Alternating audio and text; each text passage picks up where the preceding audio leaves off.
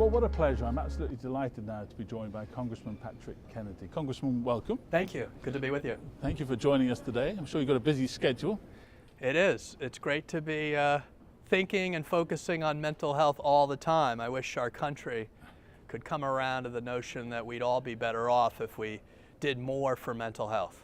Now, there's a few things I want to get into, so let's sort of get stuck in. One of the things I know you campaign on is parity. Yes. Tell us a little bit more about that. Well, I was honored as a member of Congress to be the author of the Mental Health Parity and Addiction Equity Act, named for Pete Domenici and Paul Wellstone, two great heroes of all of ours. My father, Senator Edward Kennedy, was the sponsor after the untimely death of Paul Wellstone. So I had this as not only a professional highlight of my political career, but a personal one, because I got to work with my own father to really pass what I think is a modern-day civil rights bill, because essentially it says not only is the brain part of the body, and does the medical establishment need to reimburse for mental health care the same as it would all other health care, but it really is about embracing all of us in our whole health. And if ever we need to integrate mental health, it's now, as we move into healthcare reform and we start to redesign the way our healthcare system operates. It has to include mental health from the ground up, or from the toes up, because up until this time, you know, the head, you get a checkup, but nothing like a checkup from the neck up. It's amazing the one organ of the body we need to get treated more than any other organ of the body that has more implications for the rest of our body, we ignore in healthcare.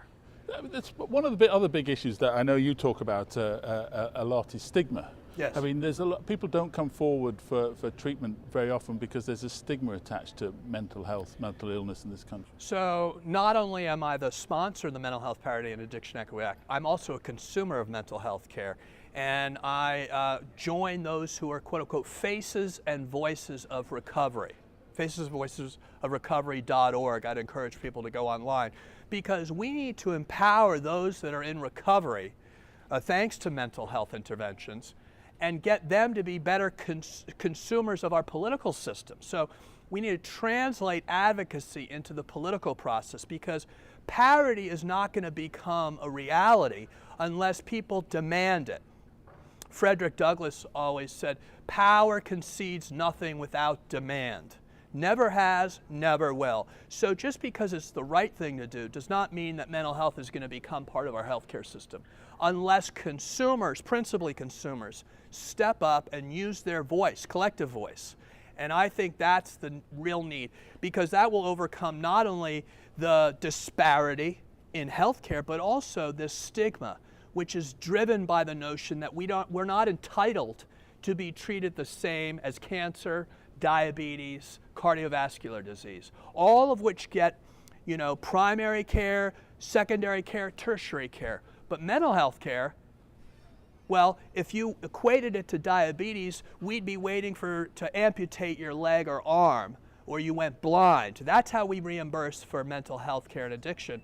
And if you equated it to cancer, we'd be waiting till you had stage 4 cancer before we reimbursed for your health care. There's a couple of other things I'd just like to touch on quickly. One of the other you campaign on is the cost to the workplace of people who are absent from work because of mental health problems. How big an issue is that in America today? Well, I think what's going to be the catalyst for a change here, and I encourage your viewers to help us identify those who be willing to appeal their denials of insurance, because we need the force of law to change the law. And that's only going to happen not only regulatorily, which is what I'm working on after having passed the law, but it's also going to happen in our courts through these cases, these class action lawsuits. Because keep in mind, the insurance companies want to keep all this hush-hush, and they want to settle and wrap everybody up so they're not able to talk about it, which is not what we want. We want people to talk about it. So I would encourage your members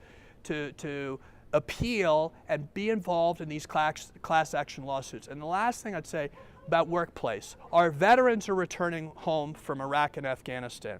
most of the veterans are Guard and reservists, which means they're going to be working in all of our places of employment across the country. If our employer-based mental health is not adequate, if physical health doesn't cover mental health, then we're going to be denying care to our returning veterans. Because keep in mind, most veterans do not get their care through the VA. They get their care through their employer-based health care. That's why we need to care about this, especially so. I've only got time for one more question, unfortunately, but I'd like to pull together a couple of the threads you've talked about and talk a little bit about advocacy. How important is it that members of the APA and other people watching the interview do something? So the law is, there's 6 categories of care.